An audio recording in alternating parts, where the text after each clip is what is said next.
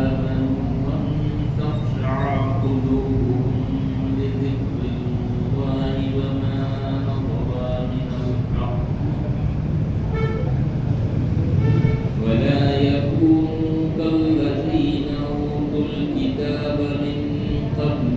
فطال عليهم الأمد فقست قلوبهم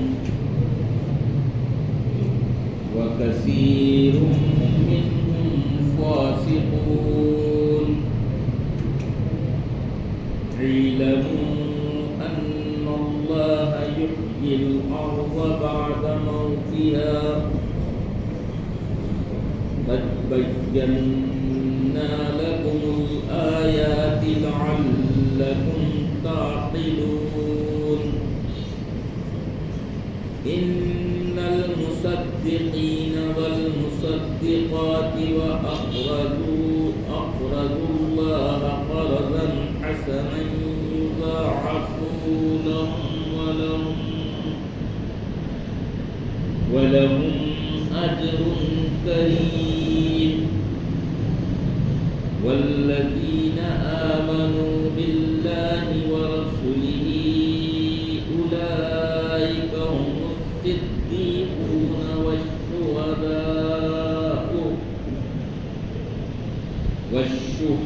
والشهداء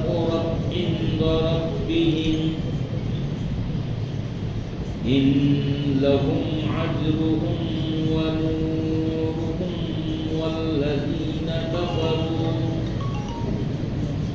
والذين كفروا وكذبوا بآياتنا أولئك أصحاب الجحيم آمنت بالله صدق الله العظيم وصدق رسوله النبي الكريم محترم و معزز بزرگوں اور عزیز دوستوں، سورہ حدید کی 16 سے 18 تک کی آیات آپ نے سماعت کی ہیں، ان کی ترجمانی سماعت کریں۔ انشاءاللہ ان آیات کے سلسلے میں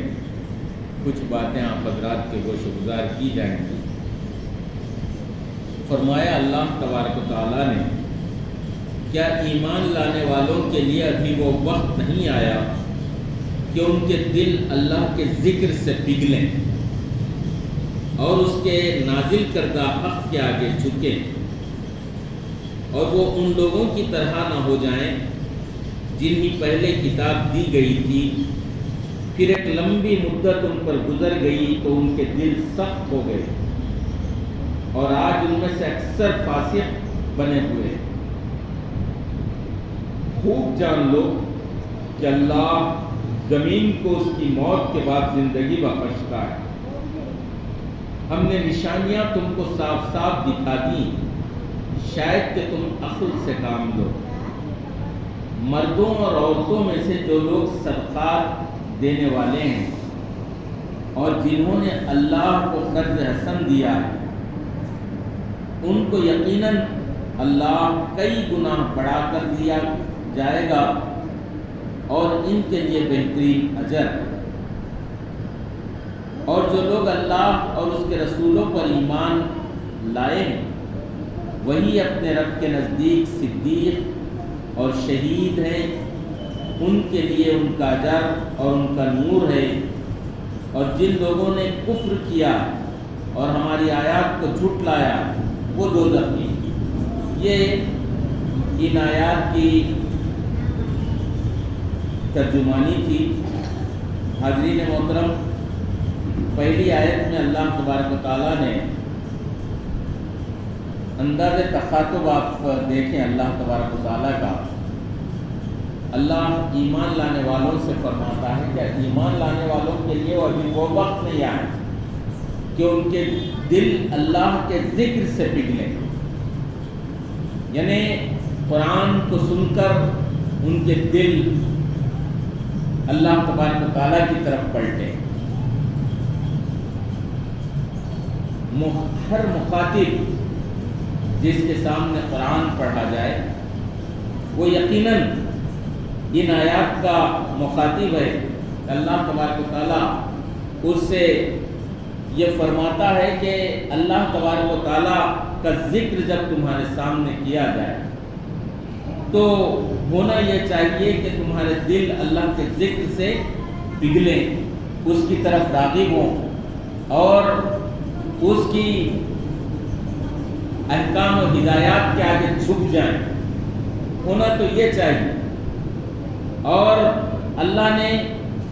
یہ بات بھی ارشاد فرمائی کہ کہیں تم ان لوگوں کی طرح نہ ہو جاؤ، یعنی تم سے پہلے جن کتابیں دی گئی تھیں، میں اور آپ جانتے ہیں کہ اس وقت مخاطبین میں زبور کے ماننے والے بھی تھے اور عیسائی بھی تھے جو کہ انجیل کو مانتے تھے۔ تو ان لوگوں کے درمیان یہ بات کہی جا رہی ہے کہ اللہ تبارک و تعالیٰ کا کلام، اس کے احکام، اس کی ہدایات جب تمہارے سامنے کی جائیں، تم سے اللہ تبارک و تعالیٰ کے وہ تمام احکام و ہدایات بیان کیے جائیں تو ہونا یہ چاہیے کہ تمہارے دل اس طرف راغب ہوں اور تم اس طرف پلٹو اور ان احکام و ہدایات پر عمل پیرا ہو جاؤ۔ کہیں ایسا نہ ہو کہ تم بھی ان لوگوں کی طرح ہو جاؤ جن کو اللہ نے اس سے پہلے کتاب دی تھی، یعنی قرآن سے پہلے اللہ نے، میں اور آپ جانتے ہیں کہ 4 کتابیں جن کا ذکر قرآن کرتا ہے، توریت، زبور اور انجیل، یعنی قرآن کے علاوہ اور 3 کتابیں جن کا ذکر اللہ تبارک و تعالیٰ فرماتا ہے، اور ان کے ماننے والے بھی دنیا کے اندر موجود تھے۔ مخاطبین میں وہ تمام لوگ تھے جو زبور کو ماننے والے بھی تھے، توریت کو ماننے والے بھی تھے اور انجیل کو ماننے والے بھی تھے۔ تو اللہ نے کہا کہ ان لوگوں کی طرح، یعنی ان کتابوں کے ماننے والوں کی طرح نہ ہو جاؤ جن کو اللہ تبارک و تعالیٰ نے کتاب دی تو وہ اپنی مرضی کے مطابق ان کتابوں کے اندر انہوں نے تحریف کر ڈالا، اس کو بدل لیا، اپنے خواہشات کے مطابق ان احکام اور ہدایات کو انہوں نے بدل دیا۔ تو اللہ تبارک و تعالیٰ نے ان کتابوں کی جگہ، ان احکام اور ہدایات کی جگہ اپنے پیارے حبیب حضرت محمد مصطفیٰ صلی اللہ علیہ وسلم کو قرآن دے کر بھیجا، اور پھر قرآن کے تعلق سے یہ کہا کہ یہ وہ کتاب ہے جس کے اندر تحریف ممکن نہیں، تبدیلی ممکن نہیں ہے، انسان چاہے تو اس کو بدل نہیں سکتے، اس کے اندر تبدیلی نہیں کر سکتے، کیونکہ اللہ نے اس کی حفاظت کا ذمہ لیا ہے۔ اللہ تبارک و تعالیٰ فرماتا ہے کہ اِنَّا نَحْنُ نَزَّلْنَا الذِّكْرَ وَإِنَّا لَهُ لَحَافِظُونَ، یعنی ہم نے ہی اس ذکر کو نازل بھی کیا ہے اور اس کی حفاظت کرنے والے بھی ہم ہیں، اس کی حفاظت کا ذمہ لیا ہے اللہ تبارک و تعالیٰ۔ اسی لیے مخاطبین سے تنبیہاً یہ بات ارشاد فرمائی جا رہی ہے کہ تم ہونا تو یہ چاہیے کہ جب اللہ کا ذکر تمہارے سامنے کیا جائے تو تمہارے دل اس کی طرف راغب ہو۔ آپ جانتے ہیں کہ قرآن کے سلسلے میں اللہ تبارک و تعالیٰ نے یہ کہا کہ جب قرآن پڑھا جائے تمہارے سامنے تو خاموش رہو اور غور سے سنو، شاید کہ اللہ تبارک و تعالیٰ کا رحم تم پر ہو جائے، شاید کہ اللہ تبارک و تعالیٰ کی فلاح تمہیں نصیب ہو جائے۔ لیکن آج ہم سب کچھ سننے کے لیے تیار ہیں، لیکن قرآن سننے کے لیے تیار ہیں۔ آپ دیکھیں ہماری مجلسیں مختلف روایات اور حکایات کی کتابوں کے اندر ہم اتنے محو اور مگن ہو جاتے ہیں، اتنا سنتے ہیں کہ قرآن سے زیادہ اسے اہمیت دی جاتی ہے، لیکن اللہ تبارک و تعالیٰ کا جب کلام پڑھا جاتا ہے تو ایسے سنی اور انسنی کرتے ہوئے نکل جاتے ہیں کہ اس کی طرف یہ ہم کو کیا لینا دینا ہے، ہم کیا کریں گے سن کر۔ لیکن اللہ نے فرمایا کہ جب قرآن پڑھا جائے تو خاموش رہو، غور سے سنو، شاید کہ تم پر رحم کیا جائے۔ اور کفاران مکہ اور مشرکین مکہ کے سلسلے میں یہ بات اللہ تبارک و تعالیٰ نے قرآن کے اندر ارشاد فرمائی کہ یہ لوگ قرآن جب سنایا جاتا ہے تو شور مچاتے ہیں، اس لیے کہ لوگ اسے نہ سنیں، لوگ اس کی طرف توجہ نہ کریں۔ ان کا یہ ایک ہتھیار ہے جو تمہارے خلاف اے محمد صلی اللہ علیہ وسلم استعمال کر رہے ہیں، یعنی لوگوں کو قرآن سننے سے منع کیا جائے، روکا جائے اور ان سے یہ کہا جائے کہ بھائی یہاں ایک شخص جو ہے پیدا ہوا ہے، اگر تم اس کی بات کو سن لو گے تو پھر اپنے آبائی دین کو چھوڑ بیٹھو، یعنی جو باپ دادا کا دین ہے اس کو تم چھوڑ بیٹھو۔ تو اللہ نے فرمایا کہ کیا ایمان لانے والوں کے لیے وہ وقت نہیں آیا کہ ان کے دل اللہ کے ذکر سے پگھلے اور اس کے نازل کردہ حق کے آگے جھک جائے، یعنی جو احکام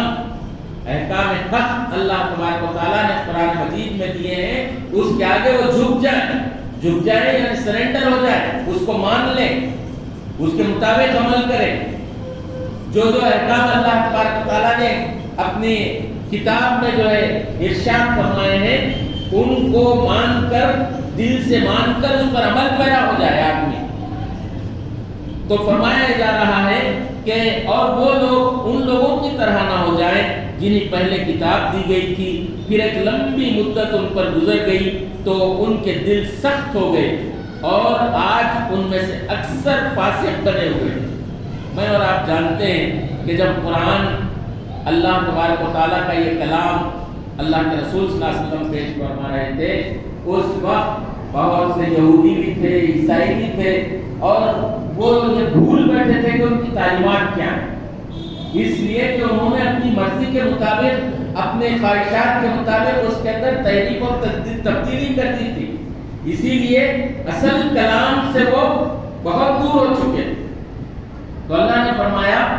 آگے فرمایا کہ خوب جان لو کہ اللہ زمین کو اس کی موت کے بعد زندگی بخشتا ہے اور ہم نے نشانیاں تم کو صاف صاف دکھا دی ہیں، شاید کہ تم عقل سے کام لو۔ اللہ تبارک و تعالیٰ نے فرمایا کہ جس طرح زمین سوکھ جاتی ہے، اس کے انہی آیات سورہ حدید کی آیات کے اندر اللہ تبارک و تعالیٰ نے وہ مثال بھی دی ہے کہ جس طرح پانی کے پڑنے کے بعد جو ہے زمین لہلہا اٹھتی ہے اور پھر کچھ دنوں کے بعد پھر جب اس پر دھوپ پڑتی ہے، موسم گرما آتا ہے تو وہی لہلہاتی ہوئی ہریالی وہ کیا ہوتی ہے، دھوس بن کر رہ جاتی ہے۔ یعنی اللہ تبارک و تعالیٰ جس طرح زمین کو سوکھ جانے کے بعد اس پر مہ برسا کر زندہ کرتا ہے، زمین کو لہلاتا ہوا سبزہ اس کے اندر پیدا کرتا ہے، اسی طرح کل تمہیں مرنے کے بعد دوبارہ جو ہے پیدا کرے گا اور وہ زندگی آخرت کی زندگی ہوگی اور اس زندگی کے بارے میں اللہ تبارک و تعالیٰ یعنی جو گزری ہوئی جو تمہاری دنیا کی زندگی ہے اس زندگی کے اندر سوال کرے گا کہ زندگی کیسے گزاری، جوانی کیسے گزاری، مال کہاں سے کمایا، مال کہاں خرچ کیا اور تمہارے پاس جو علم تھا اس کا تم نے کیا کیا۔ حاضرین محترم، اللہ تبارک و تعالیٰ فرماتا ہے کہ یہ نشانیاں ہیں، جو زمین کا یہ سوکھ جانا اور اس کے بعد پھر بارش کے ہونے پر لہلہا اٹھنا، یہ ایک نشانی ہے تمہارے لیے۔ بالکل اسی طرح تمہاری زندگی کے بعد جو تمہیں موت آ رہی ہے اس کے بعد ایک دائمی زندگی ہوگی، آخرت کی زندگی ہوگی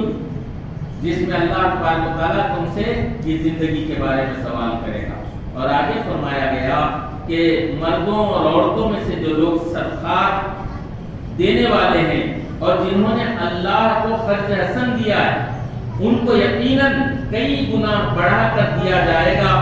اور ان کے لیے بہترین اجر۔ اللہ تبارک و تعالیٰ نے اپنی راہ میں خرچ کرنے کی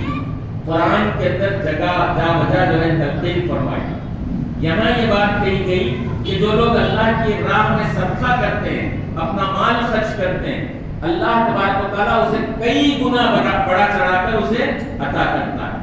ہم سنتے آئے تم 1 پیسہ دو گے وہ 10 لاکھ دے گا، غریبوں کی سنو وہ تمہاری سنے گا۔ اسی طرح بہت سے شعراء نے اس چیز کو جو ہے پیش کیا۔ اللہ تبارک و تعالیٰ کے رسول صلی اللہ علیہ وسلم کی طرف سے اللہ کی راہ میں مال خرچ کرنے کی تاکید اور تلقین کی گئی، تو انہوں نے اللہ تبارک و تعالیٰ کے رسول صلی اللہ علیہ وسلم سے کہا کہ اللہ کے رسول، میرا ایک باغ ہے جس میں 600 کھجور کے درخت ہیں اور وہ مجھے بہت زیادہ پسند ہے۔ جب یہ بات ان کے سامنے آئی کہ لن تنالوا البر حتی تنفقوا مما تحبون، آپ جانتے ہیں چوتھے پارے کی جو پہلی آیت ہے اس کے اندر اللہ تبارک و تعالیٰ فرماتا ہے کہ تم نیکی کو نہیں پہنچ سکتے جب تک کہ اپنی عزیز ترین چیز کو اللہ کی راہ میں قربان نہ کرو۔ تو وہ صحابی رسول صلی اللہ علیہ وسلم آتے ہیں، آ کر کے کہتے ہیں اللہ کے رسول، یہ باغ مجھے بہت زیادہ پسند ہے اور اس میں 600 جو کھجور کے درخت ہیں، میں اسے اللہ کی راہ میں دینا چاہتا ہوں۔ اور جب اللہ کے رسول صلی اللہ علیہ وسلم کے پاس یہ بات کہہ کر باغ کی طرف جاتے ہیں اور باغ کے دروازے میں بھی داخل نہیں ہوتے، باہر سے کھڑے ہو کر جو ہے عائشہ محترمہ کو آواز دیتے ہیں، دادا کی ماں باہر آ جا، میں نے اس باغ کو اللہ کی راہ میں دے دیا۔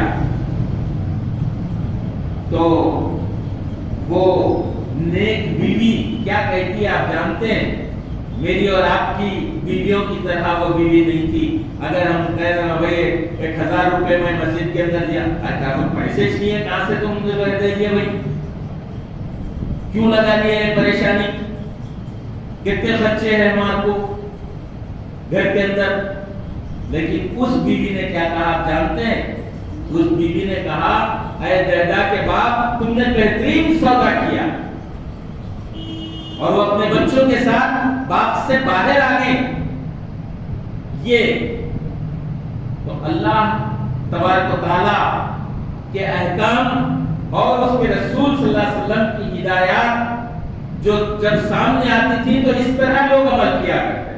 اللہ نے کہا کہ مردوں اور عورتوں میں سے جو لوگ صدقات دینے والے ہیں اور جنہوں نے اللہ کو خرچ احسن دیا ہے، ان کو یقیناً کئی گنا بڑا چڑھا کر دیا جائے گا اور ان کے لیے بہترین اجر۔ اور پھر آگے فرمایا اللہ تبارک و تعالیٰ نے کہ اور جو لوگ اللہ اور اس کے رسولوں پر ایمان لائے ہیں وہی اپنے رب کے نزدیک صدیق اور شہید ہیں، ان کے لیے ان کا اجر اور ان کا نور۔ اور جن لوگوں نے کفر کیا ہے اور ہماری آیات کو جھٹلایا ہے وہ دوزخی۔ اللہ تبارک و تعالیٰ نے آخر میں یہ بات ارشاد فرمائی کہ جو لوگ اللہ تبارک و تعالیٰ کے رسولوں پر ایمان لاتے ہیں، اللہ پر اور اس کے رسولوں پر ایمان لاتے ہیں، وہی دراصل صدیق ہیں، اللہ کے دوست ہیں۔ اور پھر فرمایا کہ شہید بھی ہیں، یعنی شہادت کا مرتبہ بھی وہ پانے والے ہیں۔ اور پھر کہا گیا کہ ان کے لیے ان کا اجر ہے اور ان کا نور۔ اللہ تبارک و تعالیٰ اس طرح اہل ایمان کو جو اللہ تبارک و تعالیٰ کی راہ میں اپنے آپ کو لگاتے ہیں، اس پر ایمان لا کر ثابت قدم رہتے ہیں، ایسے لوگوں کے لیے یہ بات ارشاد فرمایا۔ اور آخر میں تنبیہاً فرمایا کہ جنہوں نے کفر کیا اور ہماری آیات کو جھٹلایا وہ دوزخی، یعنی اس کے برعکس، ان تمام اعمال کے برعکس جو جن کے اعمال ہوں گے، جنہوں نے اللہ کے ساتھ کفر کا معاملہ کیا ہوگا، یعنی اس کا انکار کیا ہوگا، تو اللہ فرماتا ہے کہ وہ دوزخی۔ یہ تھی ان آیات کی ترجمانی اور مختصر سی تشریحات جو آپ حضرات کے گوش گزار کی گئی۔ اللہ تبارک و تعالیٰ سے میری دعا ہے کہ اللہ تبارک و تعالیٰ مجھے اور آپ کو قرآن کو سوچ سمجھ کر پڑھنے اور اس کے مطابق اپنی زندگی کو گزارنے کی توفیق عطا فرمائے، ہمارے اور ہمارے والدین کے گناہوں کو معاف فرمائے، اسلام کا صحیح فہم عطا فرمائے، اسلامی تعلیمات پر عمل پیرا ہونے کی توفیق عطا فرمائے۔ اللہ تبارک و تعالیٰ سارے عالم کے مسلمانوں کی پریشانیوں کو دور فرمائے، ان کے جان، مال، عزت و آبرو اور ایمان کی حفاظت فرمائے۔ اور جو لوگ پریشان حال ہیں، اللہ تبارک و تعالیٰ ان کی پریشانیوں کو دور فرمائے، ان کی بیماریوں کو دور فرمائے، صحت و تندرستی عطا فرمائے۔ اور جو لوگ ظلم کا شکار ہیں، اللہ تبارک و تعالیٰ انہیں ظلم سے نجات عطا فرمائے۔ اور جو لوگ گزر چکے ہیں مولا ان کی مغفرت فرما، انہیں جنت الفردوس میں جگہ عطا فرما۔ رب اغفر وارحم وانت خیر الراحمین، وآخر دعوانا ان الحمد للہ رب العالمین۔